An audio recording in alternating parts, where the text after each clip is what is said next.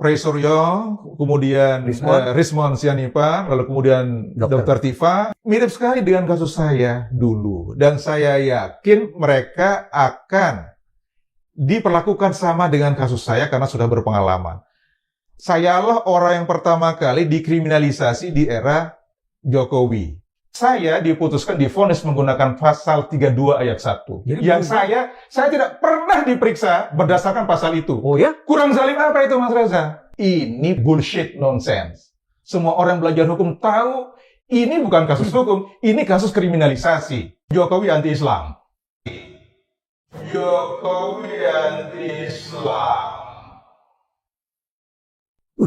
Anti-Islam, Jokowi. Dia Islam, dia Muslim. Betul, tetapi dia anti-Islam. Jokowi adalah orang yang sangat zalim. Saya pernah tidur di dalam penjara di Gunung Sindur itu.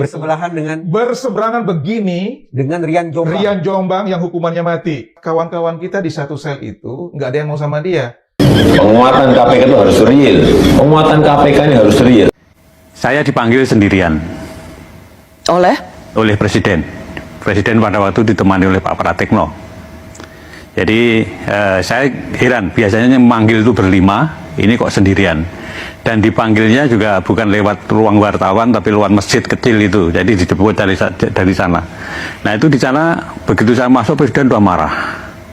Presiden sudah marah, menginginkan, karena baru saya masuk itu, beliau sudah teriak, hentikan, kan saya heran, hentikan, yang dihentikan apanya gitu kan.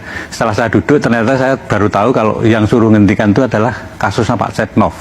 Apa yang Bapak jawab ke Pak Presiden ketika Bapak Presiden mengatakan hentikan soal IKTP ini? Saya bicara apa adanya aja, bahwa sprindik sudah saya katakan 3 minggu yang lalu, di KPK itu nggak ada SP3.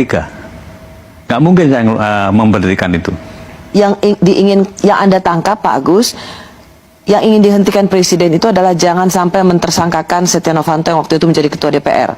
Dan akhir dari pertemuan itu apa, Pak? Yang nggak ada apa-apa. Saya diperintahkan nggak mau, ya sudah, saya pulang begitu aja. Dan Bapak kemudian melihat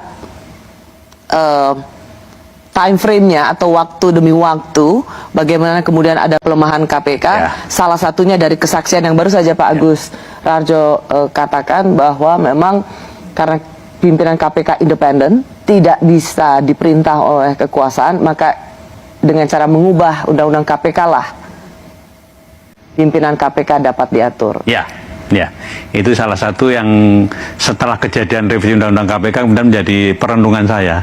Oh ternyata pengen KPK itu bisa diperintah-perintah gitu. Setelah itu, bagaimana relasi Pak Agus dan pimpinan KPK lainnya dengan istana?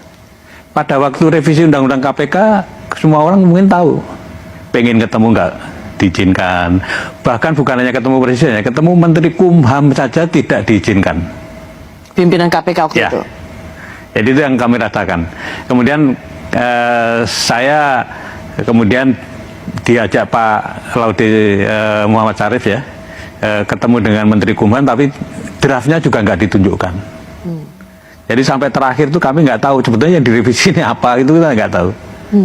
Itu kejadian yang kami alami terakhir kami di KPK. Jadi seperti pimpinan lembaga negara pemberantasan korupsi yang kemudian terasingkan. Ya. Bayangkan revisi undang-undang KPK selesai dalam waktu berapa? 12 hari dan pimpinan KPK sama sekali nggak tahu apa yang direvisi sampai terakhir.